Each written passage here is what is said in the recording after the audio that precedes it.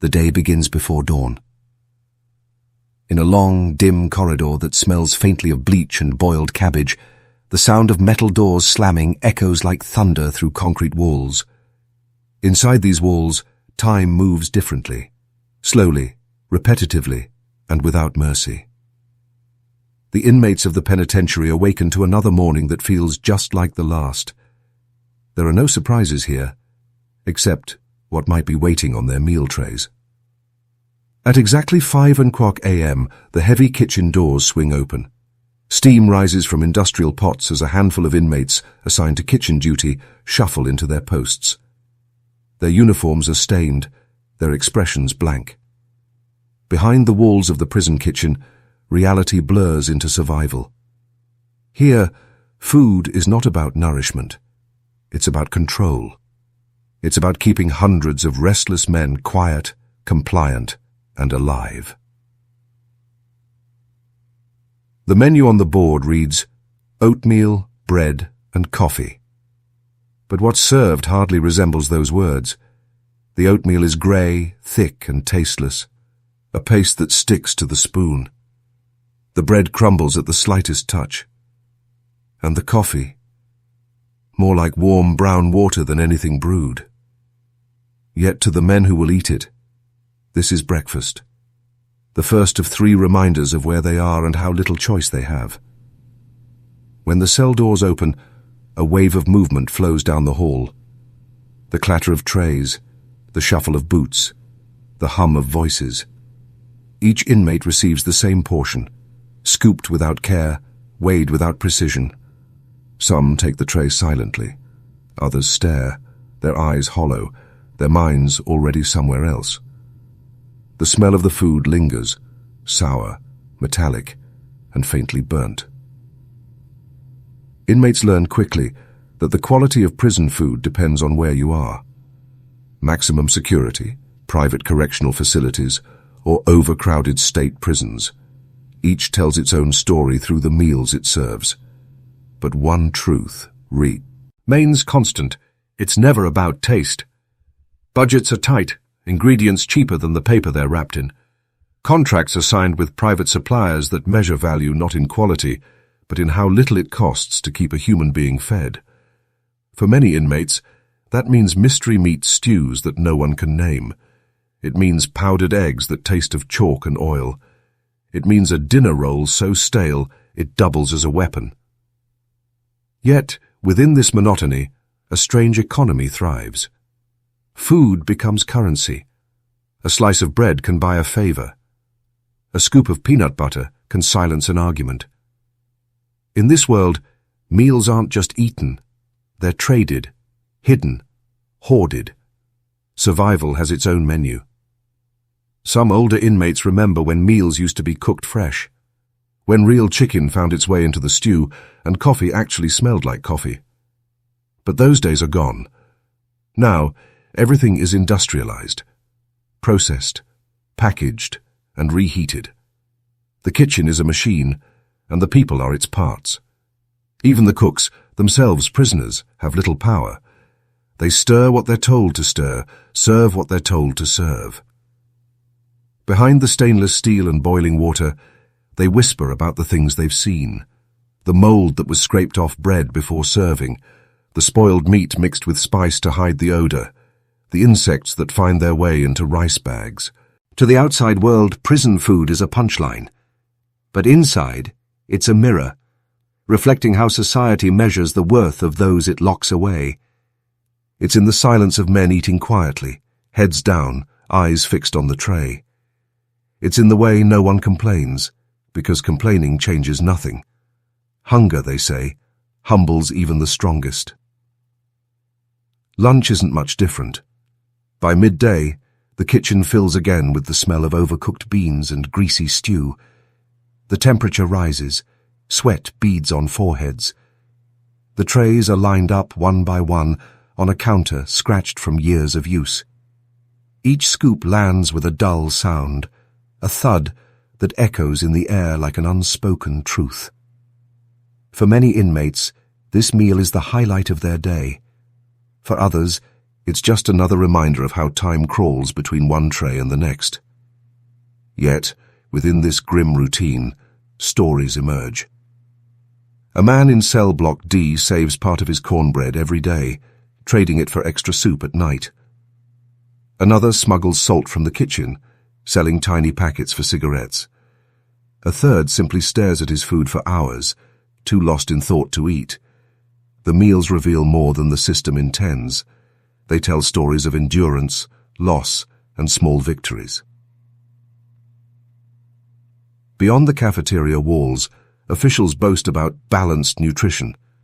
Reports describe the meals as meeting national dietary standards. But ask any inmate, and they'll tell you what the paperwork won't. The food is survival, not sustenance. It's the taste of time itself, bland, heavy, and endless. And yet, despite everything, there's something hauntingly human about it all. Inmates gather in silence, sharing the same bitter meal. For a brief moment, enemies and strangers sit side by side, united by hunger. No one speaks, but the message is clear. This is their world, and the food is part of their sentence. As night falls and trays are cleared away, the kitchen falls silent again. Only the hum of the refrigerator and the faint drip of water remain. Tomorrow, it will all begin again. The same steam, the same smells, the same grey meals. But behind every tray served, there's a story waiting to be told. Because the truth about prison meals isn't just about what's on the plate. It's about what it says. About the system, about survival, and about how far a person's dignity can stretch when the only thing left to taste is time itself. When most of the prison sleeps, the kitchen never does. The fluorescent lights flicker to life again long before sunrise, bathing the grey tiles in a harsh white glare. Steam curls upward from the giant pots as the night crew begins to stir the next day's meals. There's no music, no laughter, only the clanging of utensils and the slow, methodical rhythm of men who have learned to survive by following orders. The ingredients arrive in unmarked boxes stacked by the back door. No one asks where they come from anymore. Some are donations, others are bulk leftovers from contracts signed years ago. The labels are faded, the expiration dates rubbed off. A box of beans from a company long out of business. Canned meat that smells faintly of metal and rust. Powdered milk with a strange yellow tint. This is what feeds hundreds of inmates every day, what's called the standard portion in official reports. Inside the kitchen, the air is thick with the smell of oil and sweat. The stoves roar, pots bubble, and yet for all the noise, there's a stillness in the men working there. They move with the precision of routine, but behind their silence lies a secret resentment. Some of them have been assigned here for years. They've seen things they no longer speak of. The way spoiled food is mixed into soups to stretch supplies. The times when the power went out and meat sat unrefrigerated for days. The rats that scurry behind the dry goods shelf at night. Every prison has its rules. But in the kitchen, the rules bend. A spoonful of sugar can buy silence. A hidden piece of fruit can earn a favor. And a cooked chicken, if one ever appears, can start a riot. Food, even bad food, becomes a form of power. The cooks hold more influence than their uniforms suggest. They can make a man's day easier or much harder, depending on who they serve first and how much they give. By noon, the cafeteria fills again. The noise builds, voices low, trays clattering, guards pacing the aisles. It's a sea of grey and orange, the air heavy with anticipation and hunger. The meal today is rice, a slice of processed loaf, and thin gravy. It looks like every other meal that came before it. But to the men sitting in line, it means something different every time. For some, comfort. For others, disgust. In the far corner, two inmates trade portions quietly. One slides half his rice for an extra piece of bread. Another offers his carton of milk for a few teaspoons of sugar. These trades happen without words, without acknowledgement. Everyone knows the value of food inside these walls. It's not just about taste. It's about feeling human, about having a choice, even a small one, in a place where everything else is taken away.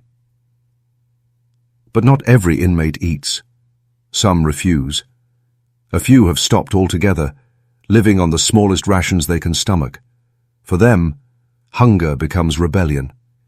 It's their way of saying, "You can take my freedom, but you can't make me swallow this." The administration calls them troublemakers. The others call them brave. Outside, reports continue to paint a different picture. Officials praise the system, the balanced diet, the regulated portions, the 3 meals a day promise. But what the reports don't show is the quiet suffering of bodies growing weaker over years of poor nourishment. Skin pale from lack of vitamins, teeth yellowed from instant coffee, stomachs hardened by processed starches. The body adapts, yes, but it forgets what real food tastes like. One former inmate, after years of release, said he still dreams of flavor. He said that even when eating a fresh meal now, part of him expects it to taste like metal. "You can leave prison," he said, "but the taste of it stays with you." Back in the kitchen, a guard inspects the storage room. He doesn't stay long. The heat, the smell, the sight of the same canned beans stacked to the ceiling. It's enough to make anyone turn away. The cooks keep their heads down. They know better than to draw attention. Their work is both invisible and essential. If they stop, the whole machine stops. Evening comes again, and with it, the final meal. The sun dips below the razor wire, casting long amber shadows across the cafeteria floor. Dinner is served. Watery stew, soggy bread, and a small dessert. A rare packet of powdered pudding. The inmates sit in silence, the sound of spoons scraping trays filling the room. For a brief moment, the air feels almost calm. Then, as always, it fades. But there are whispers, rumors of new cost-cutting measures, of private companies making millions off each meal served. For every inmate fed, a profit is made. For every dollar saved, a corner is cut. Somewhere someone is counting, while here, men are eating what barely counts as food. And yet, despite the bitterness, despite the hunger, there's resilience. Some inmates have turned scraps into something more. They crush chips and crackers together to make prison pizza. They mix instant coffee with sugar and powdered creamer to create their own rituals of comfort. In these small acts, they find a way to reclaim control. As lights flicker and the day ends, the last trays are stacked and washed. The kitchen sinks, drain brown, the air thick with steam. Tomorrow will bring the same meals, the same silence, the same struggle between hunger and hope.